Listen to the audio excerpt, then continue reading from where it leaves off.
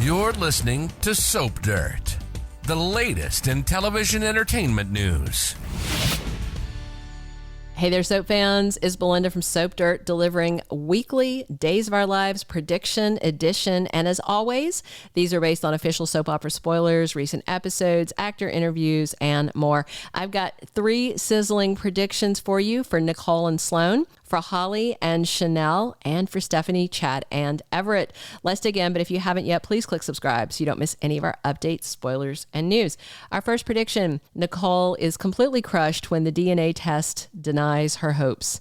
So right now, Nicole is very certain, so certain, that newly adopted baby Jude Brady is really her son, that she can't wait to get these DNA test results. Side note, I've had a couple of comments here that the baby's name has not yet been decided. Well, it's the name that Eric wants. It's the name the wikis are using and all the other sites are using, including the huge big soap sites. So, and it's the only name they've used on Days. So unless and until they change his name, I'm sticking with Samuel Jude Brady, aka Baby Jude.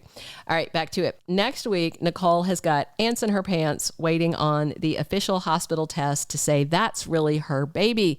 Meanwhile, Sloan doesn't know the test even being run until she talks to Eric while he's at the hospital with Nicole and she's at the Salem Police Department with Leo cutting a deal for Dimitri's surrender. When she hears from Eric that he consented to a test and it's already been done, Sloan panics and she runs over to the hospital, and Eric holds up the envelope to show her he just got the results, and official spoilers have her discouraging him from opening them, but Nicole cannot and will not wait, and she snatches the envelope from Eric's hands, spoilers, and rips it open. So in a fair and perfect world, those test results would confirm that Nicole is the baby's mother. But it's Salem. It is not Utopia. It is not Wonderland. It is not Neverland. I suspect these results will say that Nicole is not the mother. Okay, but how? How could that happen? I'll tell you why. So neither Sloan nor her co-conspirator Belynda Trask knew anything about this DNA test, so they couldn't have tampered with it. I suspect it's Dr. Pierce, the no-good doctor who took the bribe to tell Nicole and EJ their kid died. And then he went back and he told them the baby's body was accidentally cremated. So as a doctor at University Hospital, he's ordering tests all the time. He's probably in and out of the lab, so he could easily see that Kayla Brady ordered a DNA test on baby boy Brady and Nicole. And then it would be super easy for Dr. Pierce to tamper with the test. All he has to do is pop in a new Q-tip, replace the one for either the baby or Nicole, and a Q-tip he licked himself. Remember, that's what Sloan did with the first test. She swabbed her own cheek. And, you know, Dr. Pierce has as much to lose as Sloan or Belynda. He barely kept his medical license, and it was only Sloan's legal skills that kept it intact. And so he knows that he is on a very slim margin and could lose it if there's any complaints. Dr. Pierce is not going to risk his future. So doing one more bad deed to finally, he'll hope, shut this all down is probably going to seem a very small price in this doctor's mind. I expect and predict that both Nicole and Sloan will be shocked by the test results because they both expect them to confirm that Nicole is Jude's mother. Eric, of course, is expecting the test to say she's not, and that's what EJ and most other people expect as well. Nobody believes what Nicole is saying. They think it's trauma or hormones talking, and that's why she's saying this crazy thing. A spoiler for Friday, December 8th says EJ pushes Nicole on something too far. I think that could be about having a memorial for their son, laying his ashes to rest in the family crypt, something like that. I mean, it could be something else. Nicole, I suspect, is going to be outraged and will accuse Sloan of tampering with the test. But Eric is going to tell her, look, Sloan didn't even know about the test because she was at the police station dealing with a client the whole time we've been here. So I think Eric and EJ will expect Nicole to adjust her outlook and stop making accusations and accept that her son is dead. And it's just a coincidence that Sloan and Eric adopted so soon after her baby died. It could go another way, but this is my prediction. This is what I feel will happen. We'll see. We'll see very soon. My second prediction is that Holly Jonas's antics to win Johnny may almost kill her and land Tate in hot water. So there's this scene in the Day of Days promo, okay, with Holly Jonas in a hospital bed with a ventilator on her face, and the machine is breathing for her.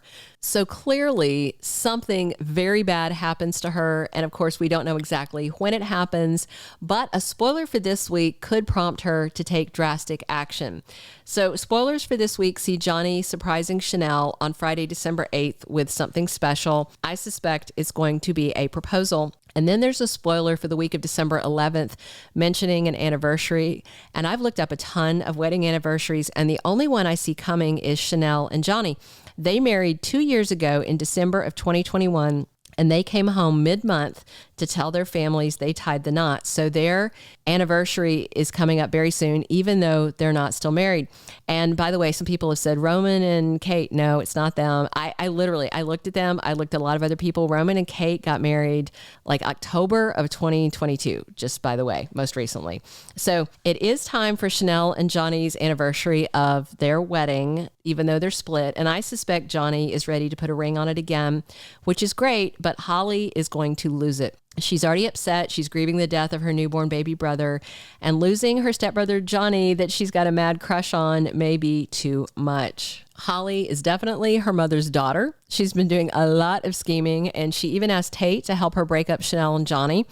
And she may ask him to engage in more extreme antics to keep Johnny from remarrying Chanel. Another scene from the Day of Days promo shows Tate Donovan being arrested while his dad Brady stares in shock. So I wonder if whatever scheme Holly cooks up next leaves her fighting for her life and Tate behind bars and somehow blamed for what happened, because only the two of them would know what she was plotting. All right, our third and final prediction. I think Stephanie Johnson is getting double dipped in lies from both sides. So this coming week, things fall apart for Stephanie and Chad. He's been lying to her about all those secret phone calls with him trying to buy the Spectator so he could fire Everett. And, you know, Xander turned him down, but then Gwen sold her half to her former brother-in-law after he heaped guilt on her. And then Chad bribed Xander with his half of the profits to fire Everett. And Xander did that. It was a dumb move, because if he can't put out the paper, there's not going to be any profits. But Xander isn't the kind to weigh out consequences when money is waved in his face. So Everett left a heated voicemail for Gwen demanding to know why he was fired.